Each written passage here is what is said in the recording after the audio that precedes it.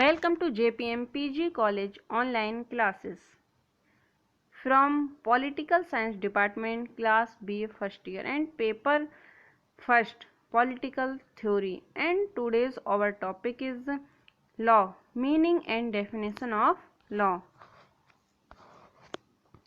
तो स्टूडेंट्स, अगर हम नॉर्मली लॉ या कानून की बात करें तो राज्य का लक्ष्य बताया गया है कि राज्य का जो लक्ष्य होता है वो मानव कल्याण की व्यवस्था करना है। अब इस लक्ष्य की प्राप्ति कैसे की जाए या उसकी आशा कैसे की जाए, इसकी आशा तभी की जा सकती है जबकि राज्य के नागरिक अपने जीवन में आचरण के कुछ सामान्य नियमों का पालन करते हों। अतः राज्य अपने नागरिकों के जीवन संचालन हेतु नियमों का निर्माण करता है जिनका पालन करना प्रत्येक व्यक्ति के लिए आवश्यक होता है। राजनीतिक विज्ञान में राज्य द्वारा निर्मित और लागू किए जाने वाले नियमों को ही कानून कहते हैं। अब इसका शाब्दिक अर्थ स्टूडेंट अगर देखें तो बताया गया है कि कानून जो शब्द है वो लॉ, इंग्लिश में लॉ इसे कहते हैं, इसका हिंदी रूपांतरण है कानून, जो कि जर्मन शब्द लेक्स से लिया गया है जिसका अर्थ स्थिर या निश्चित होता है। स्टूडेंट्स, कहने का मतलब ये है कि ऐसा नियम जो सभी परिस्थितियों में सभी स्थानों पर समान रूप से लागू हो और हमेशा स्थिर या निश्चित रहे।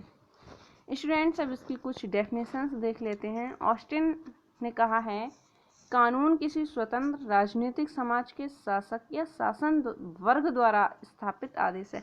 इनके कहने का आशय है कि कोई भी कानून वहाँ पर शासन करने वाले व्यक्ति या उस शासन या शासन जो व्यक्ति कर रहा है उसे शासक बोला जाएगा, उसके द्वारा दिया गया कोई भी आदेश कानून कहलाएगा। नेक्स्ट डेफिनेशन है वुडरो विल्सन की। इनका कहना है कि कानून स्थापित विचार या आदत का वह भाग है जो शासन की शक्ति द्वारा समर्थित सामान्य नियम के रूप में स्पष्ट तथा विधिवत मान्यता प्राप्त कर चुका है। ये कहना चाहते हैं कि कोई भी विचार या आदत जो कोई भी जो शासक है या शासन है उसके द्वारा मान्य हो या कानून से विधिवत मान्यता प्राप्त कर चुका हो। स्टूडेंट्स, अब पढ़ेंगे कानून के आवश्यक तत्व। इनके कहने का मतलब है कि कानून सामान्य नियम संपूर्ण समाज पर लागू। कहने का आशय कि कानून सामान्य नियम होता है जो कि संपूर्ण समाज पर लागू किया जाता है। नेक्स्ट है राज्य द्वारा निर्मित, राज्य शक्ति द्वारा लागू। कानून जो है वो राज्य द्वारा निर्मित किया जाता है और शक्ति से प्रत्येक व्यक्ति के द्वारा इसका पालन कराया जाता है, प्रत्येक व्यक्ति इसका पालन करता है। नेक्स्ट है कानून राज्य की शक्ति, सभी के द्वारा इसका पालन, मतलब कि कानून जो है वो राज्य की शक्ति है और सभी नागरिकों का कर्तव्य है कि वो इसका पालन करें। कानून मनुष्य के बाह्य व्यवहारों से भी संबंधित है कि प्रत्येक व्यक्ति को किस तरह से व्यवहार करना है, दूसरे के साथ अपेक्षित व्यवहार न किया जाए, तो इस तरह से कानून मनुष्य के व्यवहारों से भी संबंधित है। नेक्स्ट है स्टूडेंट पालन अनिवार्य तथा उल्लंघन करने वाले को दंड का भय। इस जो कानून है उनका पालन अनिवार्य होता है और जो उसका पालन नहीं करता है उसके लिए दंड दिया जाता है। नेक्स्ट है कानून सार्वजनिक हित को ध्यान में रखकर बनाया जाता है। कानून ऐसा बनाया जाता है जिससे प्रत्येक व्यक्ति के हित की पूर्ति हो सके, किसी का भी अहित ना हो। स्टूडेंट्स, अब हम बात करते हैं कानूनों के वर्गीकरण की। तो सबसे पहले आता है व्यक्तिगत कानून।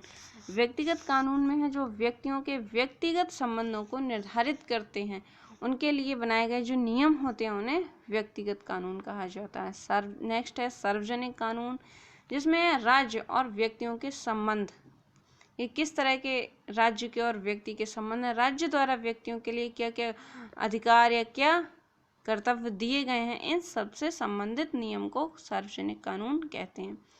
नेक्स्ट है स्टूडेंट प्रशासकीय कानून। प्रशासकीय कानून में जो प्रशासकीय अधिकारी होते हैं उनके कर्मचारियों की नियुक्ति, कर्तव्य, सेवा शर्तें, वेतन आदि का जो निर्धारण किया जाता है उसे प्रशासकीय कानून कहते हैं। नेक्स्ट है संवैधानिक कानून। अब कोई भी बेनियम जो संविधान को वर्णित करते हों कि संविधान का अधिकार क्या है, कार्य क्षेत्र क्या है, तो इस तरह का जो कानून होता है उसे संवैधानिक कानून बोला जाता है। नेक्स्ट है साधारण कानून। साधारण कानून किसी भी व्यक्ति के रोजमर्रा या दैनिक जीवन के आचार या व्यवहार को निर्धारित करता है कि उसे किस तरह का व्यवहार करना है और किस तरह का व्यवहार नहीं करना है। नेक्स्ट है प्रथागत कानून। प्रथागत कानून के लिए कोई भी रीति रिवाज या परंपरा भी कहा जा सकता है, क्योंकि अब कोई भी रीति रिवाज हुई या परंपरा हुई एकदम अस्तित्व में नहीं आ जाती हैं, वरन उनका धीरे धीरे विकास होता है और ये समाज के वे प्रचलित नियम होते हैं जिन्हें समाज के सभी लोग लंबे समय से मानते चले आ रहे हैं। इनके पीछे एक सामाजिक संगठन का नियंत्रण होता है जिसे नैतिक बल मिलता रहता है जिससे इन्हें, और ये जब रीति रिवाज अधिक मान्य हो जाते हैं तो इन्हें कानून का रूप स्टूडेंट्स दे दिया जाता है। नेक्स्ट बात करते हैं अध्यादेश, जिसे कानून बोला जाएगा। विशेष परिस्थितियों में जिस कार्यपालिका द्वारा निश्चित अवधि के लिए कोई भी आदेश पारित कर दिया जाता है, ये किसके द्वारा किया जाता है? राष्ट्रपति के द्वारा। तो ऐसी कोई भी विशेष परिस्थिति जिसमें कोई निश्चित नियम जारी कर दिया जाए उसे अध्यादेश, उस आदेश को अध्यादेश बोला जाएगा। नेक्स्ट बात करते हैं दृष्टांत या नजीर। कभी कभी न्यायालयों के निर्णय दृष्टांत के रूप में अन्य न्यायालयों में रख लिए जाते हैं। जैसे कोई ऐसी केस है या कोई भी ऐसी परिस्थिति है जो उच्च न्यायालय में निर्णय के लिए गया, तो अब वो आगे आने वाली परिस्थितियों में इसी तरह की अगर कोई समस्या उत्पन्न होती है तो उसका समाधान करने के लिए इसे दृष्टांत या उदाहरण के रूप में रख लिया जाता है और आने वाली परिस्थितियों में आगे कभी अगर ऐसा कोई मुद्दा उठता है तो उसी तरह का समाधान जो है कर दिया जाता है। स्टूडेंट नेक्स्ट बात करते हैं अंतर्राष्ट्रीय कानून। अंतर्राष्ट्रीय कानून जैसे इसके नाम से ही पता लगता है कि अंतर्राष्ट्रीय संबंध किस तरह से नियमित तथा निर्धारित करने हैं और किसी देश के साथ हमारे किस तरह के संबंध हैं और किस तरह के संबंध हमें उस देश से रखने हैं। तो अंतर्राष्ट्रीयता से संबंधित नियम को ही अंतर्राष्ट्रीय कानून बोला जाता है। Thank you students. आज आपने पढ़ा मीनिंग, डेफिनेशन, वर्गीकरण कानून का। ठीक है, मिलते हैं नेक्स्ट टॉपिक के साथ।